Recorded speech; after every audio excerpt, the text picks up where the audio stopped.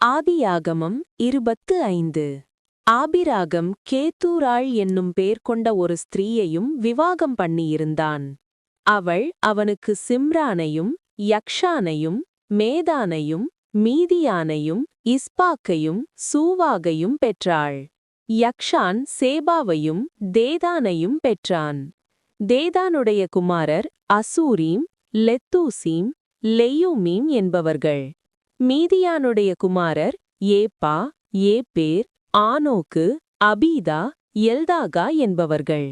இவர்கள் எல்லாரும் கேத்தூராளின் பிள்ளைகள். ஆபிராகம் தனக்கு உண்டான யாவையும் ஈசாக்குக்கு கொடுத்தான். ஆபிராகமுக்கு இருந்த மறுமனையாட்டிகளின் பிள்ளைகளுக்கோ ஆபிராகம் நன்கொடைகளை கொடுத்து தான் உயிரோடிருக்கும் போதே அவர்களை தன் குமாரனாகிய ஈசாக்கை விட்டு கிழக்கே போக கீழ்தேசத்துக்கு அனுப்பிவிட்டான். ஆபிராகம் உயிரோடிருந்த ஆயுசு நாட்கள் 175 வருஷம். பிற்பாடு ஆபிராகம் நல்ல நரைவயதிலும் முதிர்ந்த பூரண ஆயுசிலும் பிராணன் போய் மரித்து தன் ஜனத்தாரோடே சேர்க்கப்பட்டான்.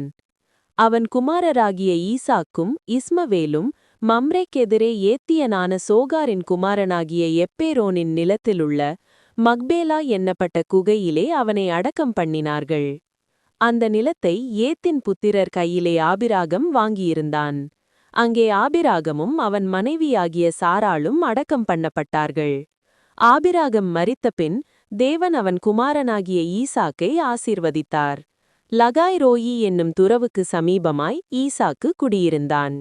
சாராளுடைய அடிமை பெண்ணாகிய எகிப்து தேசத்தாளான ஆகார் ஆபிராகமுக்கு பெற்ற குமாரனாகிய இஸ்மவேலின் வம்ச வரலாறு. பற்பல சந்ததிகளாய் பிரிந்த இஸ்மவேலின் புத்திரருடைய நாமங்களாவன: இஸ்மவேலுடைய மூத்த மகன் நெபாயோத், பின்பு கேதார், அத்பியேல், மிப்சாம், மிஷ்மா, தூமா, மாசா, ஆதார், தேமா, எத்தூர், நாபீஸ், கேத்மா என்பவைகளே. தங்கள் கிராமங்களிலும் அரண்களிலும் குடியிருந்த தங்கள் ஜனத்தாருக்கு 12 பிரபுக்களாகிய இஸ்மவேலின் குமாரர்கள் இவர்களே. இவர்களுடைய நாமங்களும் இவைகளே. இஸ்மவேலின் வயது 137. பின்பு அவன் பிராணன் போய் மரித்து தன் ஜனத்தாரோடே சேர்க்கப்பட்டான். அவர்கள் ஆவிலா துவக்கி எகிப்துக்கு எதிராக அசீரியாவுக்கு போகிற வழியில் இருக்கும் சூர் மட்டும் வாசம் பண்ணினார்கள். இது அவன் சகோதரர் எல்லாருக்கும் முன்பாக அவன் குடியேறின பூமி. ஆபிராகமின் குமாரனாகிய ஈசாக்குடைய வம்ச வரலாறு.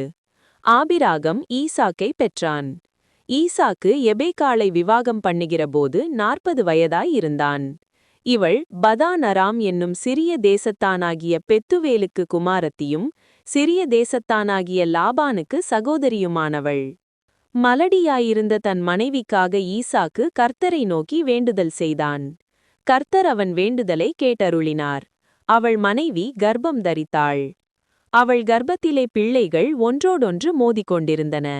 அப்பொழுது அவள், இப்படியானால் எனக்கு எப்படியோ என்று சொல்லி கர்த்தரிடத்தில் விசாரிக்கும்படி போனாள்.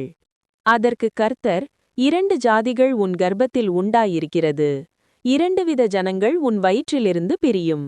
அவர்களில் ஒரு ஜனத்தார் மற்ற ஜனத்தாரை பார்க்கிலும் பலத்திருப்பார்கள். மூத்தவன் இளையவனை சேவிப்பான் என்றார். பிரசவ காலம் பூரணமானபோது அவள் கர்ப்பத்தில் 2 பிள்ளைகள் இருந்தது. மூத்தவன் சிவந்த நிறமுள்ளவனாயும் சர்வாங்கமும் ரோம அங்கி போர்த்தவன் போலவும் வெளிப்பட்டான். அவனுக்கு ஏசா என்று பெயரிட்டார்கள். பின்பு அவன் சகோதரன் தன் கையினாலே ஏசாவின் குதிங்காலை பிடித்துக்கொண்டு வெளிப்பட்டான். அவனுக்கு யாக்கோபு என்று பெயரிட்டார்கள். இவர்களை அவள் பெற்றபோது ஈசாக்கு 60 வயதாயிருந்தான். இந்த பிள்ளைகள் பெரியவர்களானபோது ஏசா வேட்டையாடிக் கொண்டு வருகிறது ஈசாக்கினுடைய வாய்க்கு ருசிகரமாயிருந்ததினாலே ஏசாவின் மேல் பட்சமாயிருந்தான். ரெபேக்காலோ யாக்கோபின் மேல் பட்சமாயிருந்தாள். ஒரு நாள் ஏசா வெளியிலிருந்து களைத்து வந்தபோது யாக்கோபு கூழ் சமைத்துக் கொண்டிருந்தான். அப்பொழுது ஏசா யாக்கோபை நோக்கி, அந்த சிவந்த கூழிலே நான் சாப்பிட கொஞ்சம் தா, இளைத்திருக்கிறேன் என்றான். இதனாலே அவனுக்கு ஏதோம் என்ற பெயர் உண்டாயிற்று. அப்பொழுது யாக்கோபு, இன்று உன் சிரேஷ்ட புத்திரபாகத்தை எனக்கு விற்று போடு என்றான். அதற்கு ஏசா, இதோ நான் சாகப் போகிறேனே, இந்த சிரேஷ்ட புத்திரபாகம் எனக்கு என்னத்திற்கு என்றான். அப்பொழுது யாக்கோபு, இன்று எனக்கு ஆணையிட்டுக் கொடு என்றான். அவன் யாக்கோபுக்கு ஆணையிட்டு தன் சிரேஷ்ட புத்திரபாகத்தை அவனுக்கு விற்று போட்டான். அப்பொழுது யாக்கோபு ஏசாவுக்கு அப்பத்தையும் பயற்றங்கூழையும் கொடுத்தான். அவன் புசித்து குடித்து எழுந்திருந்து போய்விட்டான். இப்படி ஏசா தன் சிரேஷ்ட புத்திரபாகத்தை அலட்சியம் பண்ணினான். ஆமேன்.